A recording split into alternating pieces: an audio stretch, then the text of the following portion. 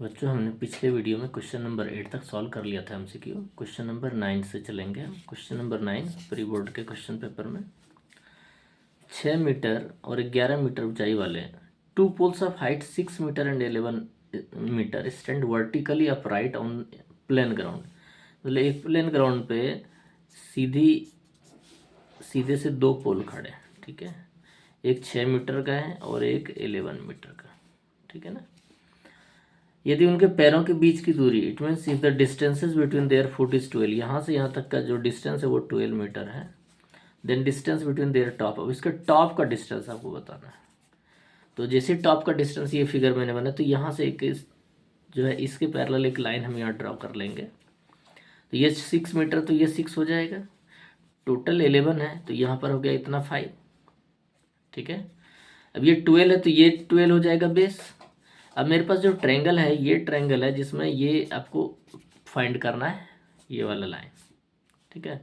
तो ये हाइपोटेनस वाला टर्म हो गया, ये परपेंडिकुलर और बेस का। तो ये वाला जो लाइन है ये है क्या, डिस्टेंस बिटवीन देयर टॉप। तो यहाँ पर हम लिखेंगे डिस्टेंस बिटवीन देयर टॉप बराबर, ठीक है, डिस्टेंसेस बिटवीन देयर टॉप, इसका स्क्वायर अंडर रूट में चला जाएगा, 12 का स्क्वायर प्लस 5 का 5 का स्क्वायर, और मीटर स्क्वायर में है, ठीक है। तो हो गया 144 प्लस 25 169 13 मीटर। तो इसका ऑप्शन आ गया 13 मीटर डी, ठीक है। क्वेश्चन नंबर 9 हो गया। अब हम बात करेंगे क्वेश्चन नंबर 10 की, ठीक है। The maximum number of common tangents that can be drawn to two circles intersecting at two distinct point is।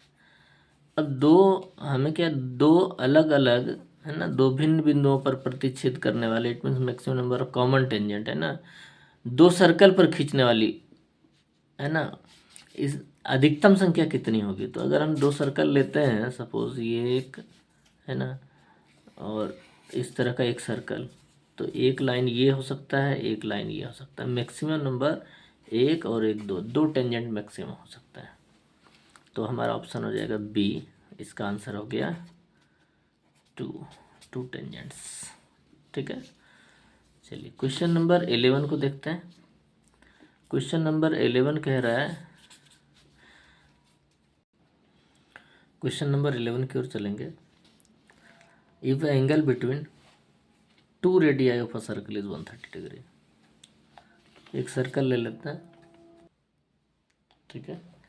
Circle में दो रेडियस ले लेते हैं, इसके बीच का एंगल ये बता रहा है 130 डिग्री, और the angle between tangents at the end of a radii, और इसी के साथ जो टेंजेंट जाएगा, यहाँ से गया एक यहाँ से, है ना।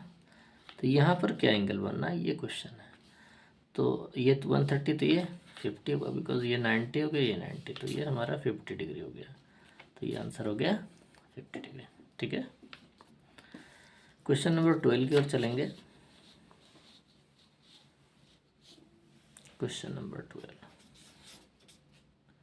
ये क्वेश्चन है sine 2 is equal to sine A, है ना। ट्रू होगा कब, जब ए की वैल्यू क्या होगी इसमें से। तो अगर मैं साइन 2 ए की जगह 0 ले लेता हूँ, 0 डिग्री वाला टर्म लेके चलता है, इधर 2 साइन ए की जगह 0 डिग्री, तो फाइनली इसका हो जाएगा साइन 0, और ये होगा 2 साइन 0, तो साइन 0 का मान होता है 0, और ये हो गया 0 और ये भी 0। तो फाइनली ए पर, ए अगर मेरा 0 डिग्री हो तभी ये इक्वल होगा, नहीं तो फिर नहीं होगा, फिर ये चेंज हो जाएगा। तो ए की वैल्यू क्या होगी इसमें, 0 डिग्री। क्वेश्चन नंबर 12 पर नंबर 13 की ओर चलेंगे। क्वेश्चन 13 क्या कहता है,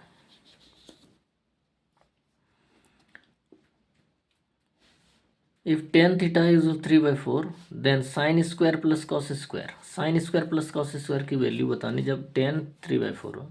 तो चाहे टेन कुछ भी हो, उससे कोई फ़र्क नहीं पड़ता। अगर मेरे पास sine square plus cos square सीधा गिवन है, तो थीटा कोई भी हो, वैल्यू क्या होगा, sine square plus cos square is equal to 1।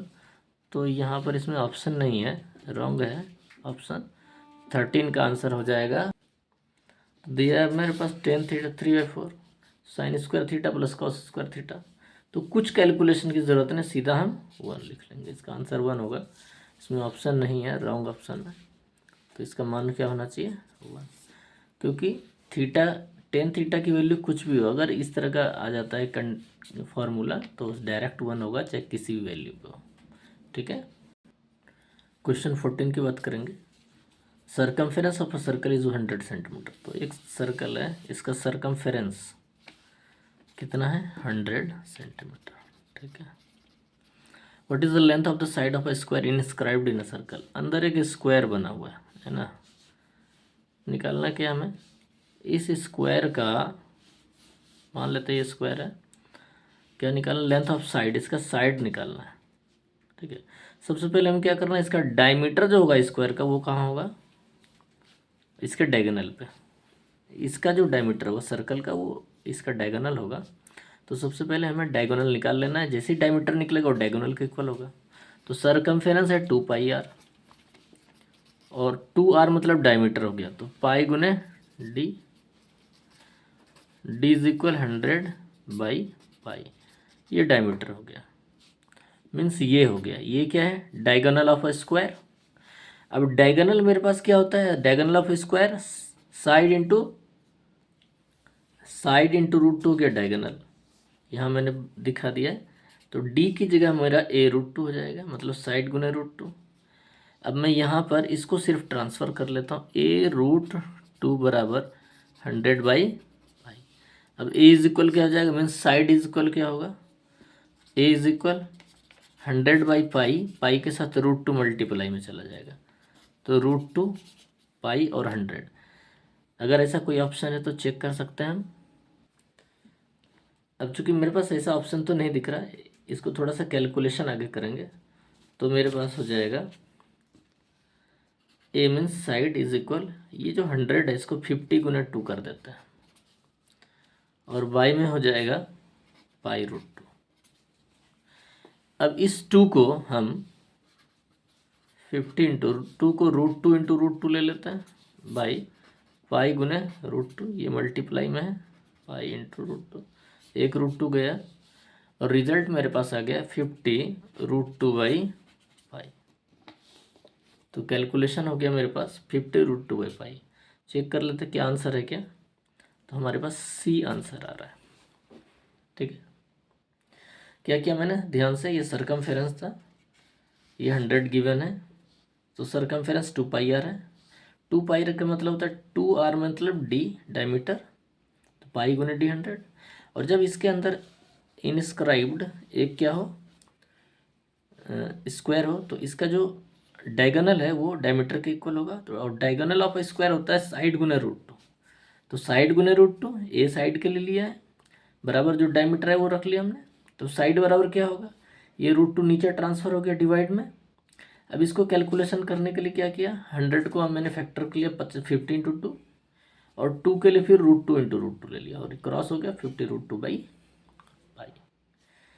ठीक है, अगर ये सेंटीमीटर में है तो सेंटीमीटर में हम लिख लेंगे सेंटीमीटर, हमारा रिजल्ट हो गया सी। ठीक है बच्चों, तो आज के लिए क्वेश्चन नंबर 14 तक रहेगा, फिर नेक्स्ट वीडियो में। ठीक है, बेस्ट ऑफ लक।